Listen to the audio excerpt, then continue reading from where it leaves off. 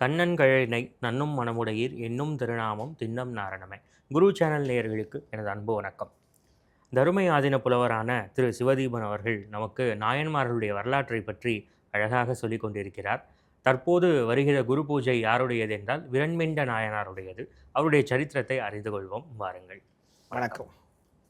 விரண்மிண்ட நாயனார் முன்னாடி நம்ம பேசும்போது நமக்கு திருஞான சம்பந்தர் பற்றி சொன்னீங்க. ரொம்ப பிரபலமாக இருக்கக்கூடிய நாயன்மார்கள் பற்றி தான் நம்ம கேள்விப்பட்டோம். விரண்மிண்ட நாயனாருடைய சரித்திரம் எப்படி சொல்லப்பட்டிருக்கு? வேறு நாயன்மார்களுடைய சரித்திரத்தில் அவரை பற்றி சொல்லப்பட்டிருக்கிறதா? ஆமாம், இந்த விரண்மிண்டர் அப்படிங்கிற சொல்லாட்சிக்கு என்ன பொருள்னா, ரொம்ப வீரத்தோடு பேசுகின்றவர் என்று பொருள். மிண்டுதல் என்றால் தமிழில் பேசுது என்ற பொருள். இன்றைக்கு மலையாளத்தில் அதே வழக்கத்தில் இருக்குது. தமிழில் பொறுத்தளவுக்கு மிண்டல்னா கொஞ்சம் எக்கு தப்பாக பேசுறது அப்படின்னா மிண்டுதல்னு பேர். அதான் மிண்டும் மனத்தவர் போமின்கள் மெய்யடியார்கள் வரைந்து ஓம்பின்னு திருவிசிப்பாலே வரும்.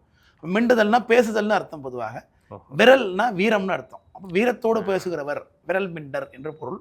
இவருடைய அவதாரத்தலம் மலைநாடு, செங்குன்றூர் என்று சொல்லுகின்ற பகுதி. ஆமாம், மலைநாடு தான் கேரளம். செங்கணம் என்று இன்றைக்கு அது இருக்குதுங்க. அங்கிருந்து இவர் திருவாரூர் கோயிலுக்கு வழிபாட்டுக்கு வந்திருக்கிறார். கேரளாவிலேருந்து திருவாரூர் கோயில் வழிபாட்டுக்கு வந்திருக்கும் பொழுது சுந்தரருடைய சரித்திரத்தோடு இவருக்கு தொடர்பு இருக்கு.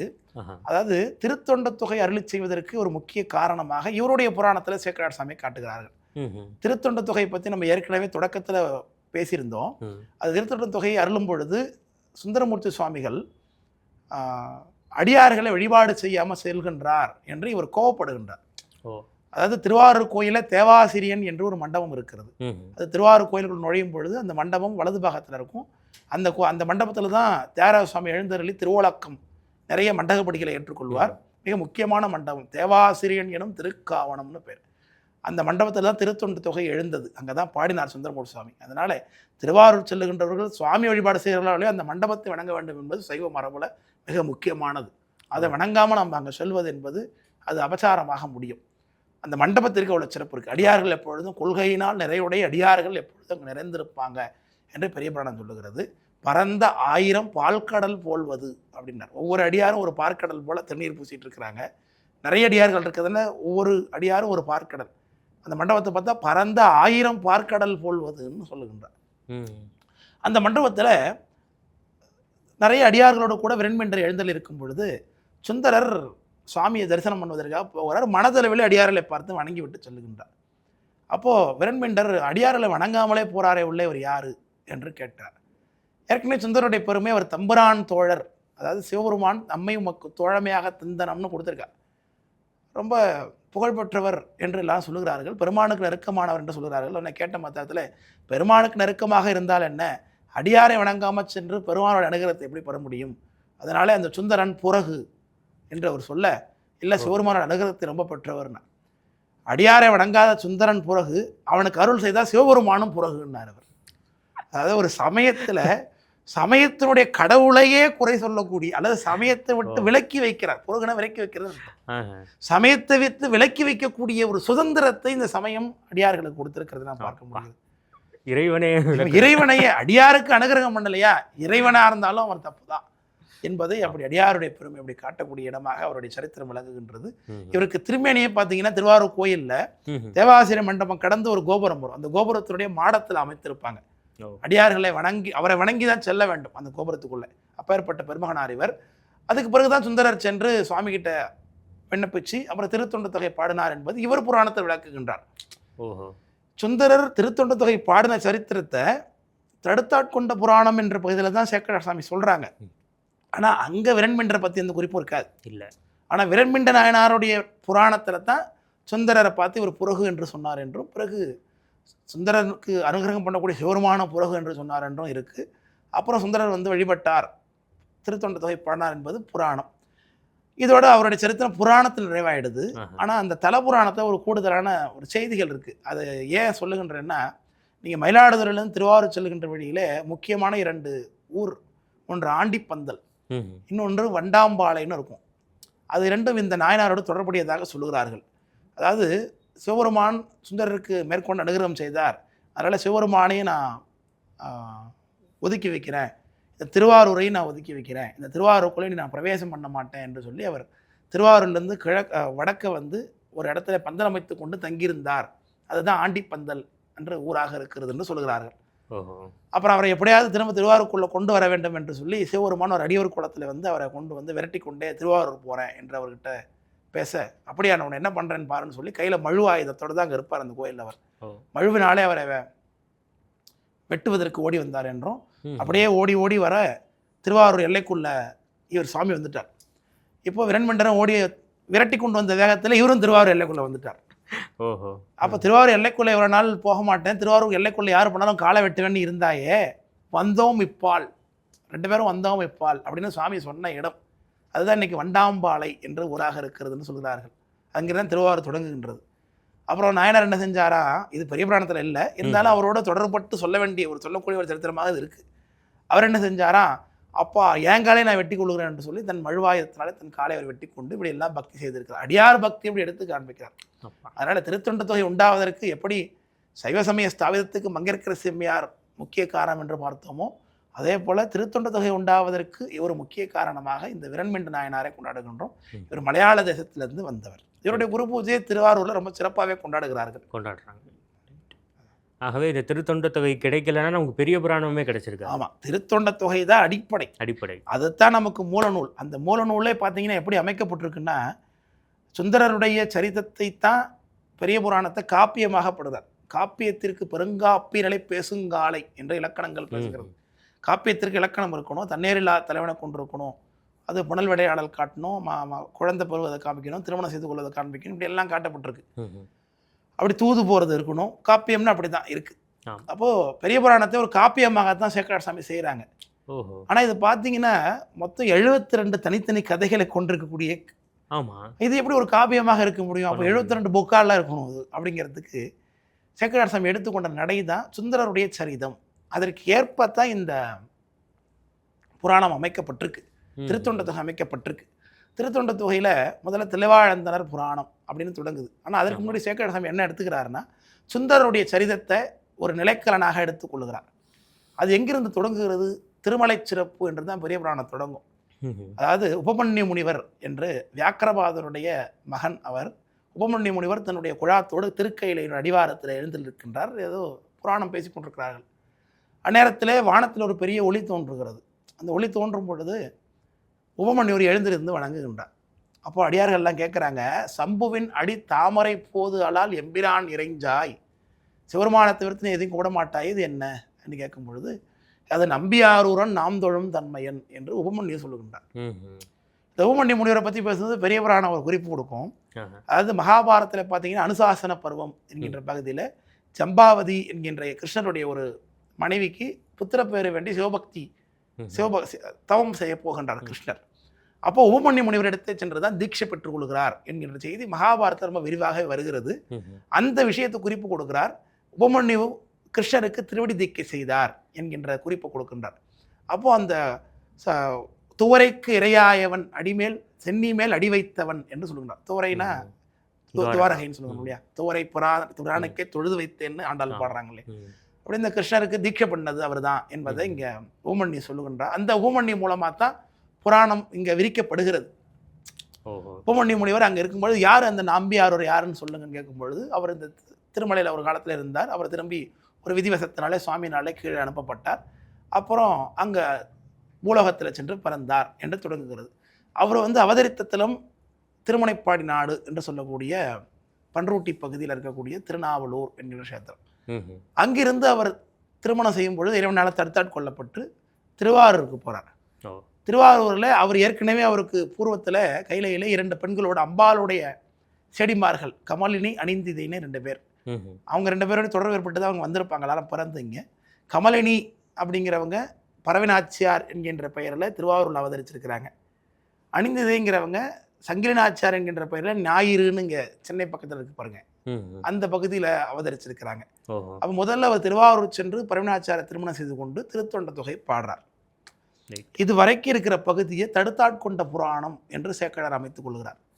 இதற்கு பிறகு ஒரு திருத்தொண்ட தொகை பாடினதுக்கு பிறகு இந்த திருத்தொண்ட தொகையில சொல்லப்பட்ட நாயன்மார்களை எல்லாம் இனி நான் ஒவ்வொருத்தவங்களா யார் யாருன்னு சொல்றேன் அப்படின்னு தான் புராணம் வருது.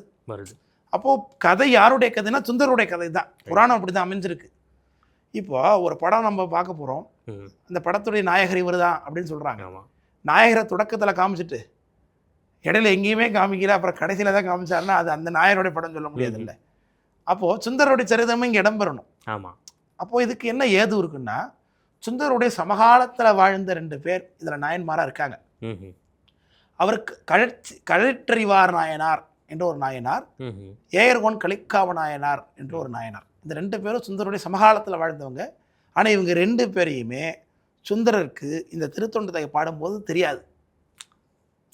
சமகாலத்தில் அவங்க 2 பேர் இருக்கிறது அவங்களுக்கு தெரியாது. அப்போ திருத்தொண்டு தொகை தெய்வீக அமைப்பில் இறைவனாலேயே சுந்தரர் வாயிலாக பாடப்பட்டிருக்குங்கிறது புரிந்து கொள்ள முடியும்.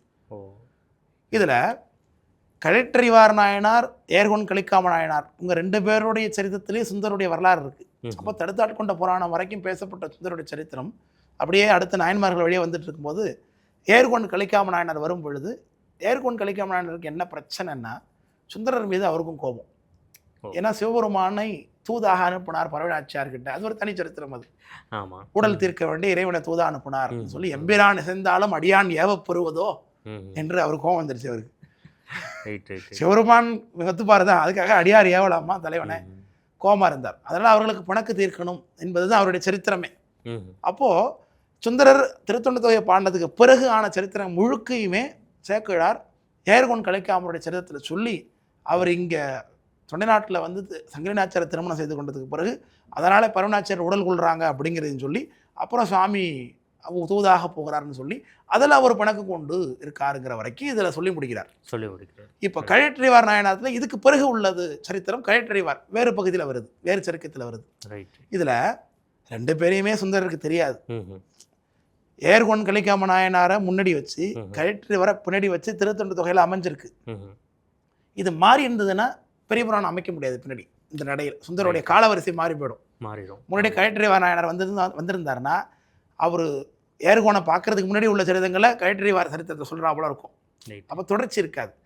அப்போது ஏர்கோன் சரித்திரத்தை முன்னாடி வச்சு ஏர்கோனை முதல்ல வச்சு பிற்பாடு சில நாயன்மாரை போனது பிறகு கழற்றறிவாரை வச்சு இந்த அமைப்பு திருத்தொண்டு தொகையிலே இருக்குது. அப்போது திருத்தொண்டு தொகை பாடப்படுவது கிட்டத்தட்ட 7ஆம் நூற்றாண்டுன்னு சொன்னேன். 7ஆம் நூற்றாண்டுக்கு பிறகு 6 நூற்றாண்டு, கிட்டத்தட்ட 600 வருஷம் கழிச்சு தான் சேக்கிழார் சாமி பெரிய புராணம் பாடுறாங்க. அப்போது பெரிய புராணம் என்பது 6 நூற்றாண்டு கழித்து எழப்போகிறது என்பதற்கான விதையை அமைப்பை சிவபெருமான் திருத்தொண்டு தொகையில் இந்த ஏர்கோன் கலிக்காம நாயனாரையும் கழற்றறிவாரையும் சரியான இடத்துல வச்சது மூலமாக நமக்கு காட்டுகின்றார். இதை சரியாக உணர்ந்து கொண்ட சேக்கிழார் சுவாமி இப்படித்தான் இந்த புராணத்தை அமைக்கணும்னு சொல்லி சுந்தரரை கதைநாயகரை வைத்து இது இடையில் அவங்க 2 பேர் சரித்திரத்தில் இவரையும் வச்சு நிறைய வெள்ளாணை சிறுக்கம்னு சொல்லி அவர் திரும்ப எப்படி கைலைக்கு சென்றார் என்பதை, எப்படி உபமன்யு முதல்ல கைலையில் பார்த்தாரோ அதே காட்சியிலே சென்று முடிஞ்சிடும் புராணம். அது கிளைமேக்ஸ் முன்னாடியே காமிச்சு திரும்பி கிளைமேக்ஸுக்கு போகிறது மாதிரி என்றாலே புராணம் ரொம்ப அழகாக அமைக்கப்பட்டிருக்கும். கிட்டத்தட்ட 600 வருஷம் முன்னாடி சொன்னவர் என்ன சொன்னாருங்கிறத புரிஞ்சிருக்காரு பாருங்க. சேக்கிழார் சாமியோடைய தன்மையை பார்த்தீங்கன்னா, அடியோருடைய மனம் அடியோருக்கு தான் புரியும். இன்னைக்கு உள்ளபடியே சைவ சமயம் இன்றைக்கு இவ்வளவு தூரம் பரவி இருக்கிறது காரணம் சேக்கிழார் சாமி. ஏன்னா அவர் பல விஷயங்களை நமக்கு சொல்லலைன்னா எதுனே நமக்கு தெரியாது. பல தேவாரத்தில் உள்ள நுட்பமான கருத்துக்களை நமக்கு எடுத்து காண்பிப்பதே சேக்கிழார் சுவாமிகள் தான். அவர் சொல்லலைன்னு நமக்கு எதுவுமே பாதி விஷயங்கள் தெரியவே தெரியாது. ஏதோ நாமளும் பதிகத்தை அதனால தான் சைவ சமயத்தில் பார்த்தீங்கன்னா, இப்போது ஒப்பீட்டளவில் சொல்லுகின்றேன், வைணவத்தில் எடுத்துக்கிட்டிங்கன்னா ஆழ்வார்கள்லாம் கொண்டாடப்படுறாங்க. ஆனால் அவருடைய சரிதங்களை இப்படித்தான் நடந்தது என்பதை சொல்லி காண்பிப்பதற்கு புராணம், கோயிலழகு வரலாறுகள்லாம் இருக்குது. புராண செவ்வியல் நடையில ஒரு ஆசிரியர் நமக்கு எழலைங்கிறது ஒரு மிகப்பெரிய வருத்தமாக பதிவு பண்ணதை நான் பார்க்க முடிகிறது. ஆனால் அந்த குறையை நீக்கியவர் சைவத்துக்கு சேக்கிழார் சுவாமிகள். நாயன்மார்கள் எப்படிப்பட்டவங்க, ஒவ்வொருத்தவங்களுடைய திருவாக்கு என்ன, சேக்கிழார் சுவாமி தேவாரம் படிச்சது மாதிரி யாருமே படிக்கவே முடியாது.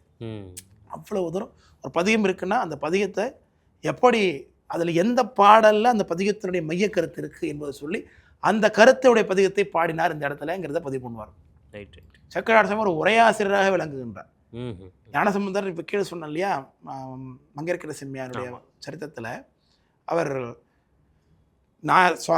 ராஜாவை சைவ சமயத்துக்கு திருப்பும்பொழுது உபதேசம் பண்ணுகின்றார். திருப்பாசுரம் என்று வாழ்க அந்தனர் வானவர் ஆணினம் வீழ்கதன் முனல் வேந்தனும் ஓங்குக அப்படின்னு பாடுறார். அதில் 12 பாடலுடைய திருப்பதிக்கும். அது பாசுரம் என்ற வார்த்தையை சைவ சமயத்தில் முதல் அங்கே தான் பயன்படுத்துறது பார்க்க முடிகிறது. பாசுரம் சொன்ன பத்தனும் ஞானசம்பந்தரே பாசுரம், பாசுரம்னா பாடல் தானே அர்த்தம். தமிழ் பாசுரம்னா பாடல் அர்த்தம். அதில் வாழ்க அந்தனர் வானவர் ஆணினம் வீழ்க தன்பூனல் என்று குறிப்பு இருக்குது. இதுக்கெல்லாம் இந்த 12 பாட்டு 12 பாட்டுக்கு சேக்கிழார் சாமி 24 பாடல்ல உரை சொல்லுகிறார் புராணத்தில். ஏன்னா அது முக்கியமான பகுதி, சைவ சமயத்தினுடைய முக்கியமான கருத்துக்களை அடங்கி இருக்குன்னு சொல்லி ராஜாவுக்கு உபதேசமாகவும் பாடப்பட்டதுனால நமக்கும் கேட்குறவங்களுக்கும் உபதேசமாக அந்த பதியம் விளக்குறார். அதில் வாழ்க அந்தணர்கள் வாழணும், வேள்விகள் போகணுதெல்லாம் தெரிகிறது நமக்கு. வானவர் ஆணினம், சரி, பசுக்கள் வாழ்ந்தால் தான் பால் கிடைக்கும், அதனால் ஹோமங்கள் நடைபெறும், நெய் கிடைக்கும். ஹோமங்களை அந்த ஆகுதிகளை பெற்று தேவர்கள் அருள் பண்ணுவாங்க. அந்த அந்தணர்கள் இருந்தால் தான் வேள்வி நடக்கணும். இதனுடைய பயன் மழை. வீழ்க தன்புணல்னர். இதுக்கு விளக்கம் சொல்லும்போது மழை எதற்கு பெய்யணும் என்று கேட்டால் உலகத்தில் எல்லாரும் என்ன சொல்லுவாங்கன்னா, மழை பெஞ்சாதான் உயிர்கள் உலகத்தில் நல்லா வாழ முடியும், அப்போதான் விவசாயம் பயிர் பச்சையெல்லாம் செழிக்கும், நல்லா சாப்பிடுவாங்க அப்படின்னு தான் உலகத்தை எல்லாரும் இப்படி சொல்லுவாங்க. சேக்கிழார் சாமி மழை பெய்யறதுக்கு ஏன் மழை பெய்யணும்னு ஞானசம்பந்தர் சொல்லுகின்றார் அப்படிங்கிறதுக்கு விளக்கம் அதை சொல்லலை. அது அர்ச்சனைக்கு அமைந்த உறுப்பு ஆதலின்னு. அது தண்ணீர் இல்லைன்னா பூஜை நடக்காது, பூஜை நடக்காது. எந்த கோயிலாக இருந்தாலும் எந்த பூஜையாக இருந்தாலும் அர்க்கியாசமணிய பாத்தியம் தானே பிரதானம். அர்க்கியாசமணிய பாத்தியம் இல்லாமல் பூஜை எப்படி பண்ண முடியும்? அப்போ அபிஷேகத்துக்கு தண்ணீர் வேண்டும். அதனால பூஜை நடக்கிறதுக்காக தண்ணீர் வேண்டும். அப்போ தண்ணீர் வேணும்னா மழை பெய்யணும், அதற்குத்தான் மழை பெய்யணும்னு ஞானசம்பந்தர் வாழ்த்தினார்னு எங்குமே சைவ சமய பார்வையை, சுவாமியை மட்டுமே, சாஸ்திர பார்வையை மட்டுமே பார்க்குறவர் சேக்கிழார் சாமி. இப்படி ஞானசம்பந்தர் இப்படி தான் பாடினார்னு யாருக்கு தெரியும்? அதை நம்ம காண்பிக்கிறோம். இப்படி எத்தனையோ பதியங்களுக்கு விளக்கம் சொல்வதில் சேக்கிழார் சாமி மிகப்பெரிய ஜாம்பவான். சைவ சமயம் அவர் அறிந்து கொண்டாட வேண்டும் அப்படிங்கிறது. எல்லாரும் கொண்டாடுறாங்க சேக்கிழார் சாமிகளை, ஆனால் இப்படியெல்லாம் அறிந்து கொண்டாடுகிறாங்கன்னு தெரியவில்லை. பெரிய புராணத்தை பற்றியே ஒரு தனி டாபிக், அதை பற்றியே ஒரு நிறைய விஷயங்கள் பேசலாம்னு நினைக்கிறேன். ஆமாம், நிறைய இருக்கு. நிச்சயமா. ஆகவே இந்த நிகழ்ச்சியத்தோடு நிறைவு செய்து கொள்வோம். மீண்டும் இதே மாதிரியான நாயன்மார் சரித்திரத்தை அறிந்து கொள்வோம். அதுவரை நன்றி, வணக்கம். நன்றி, வணக்கம்.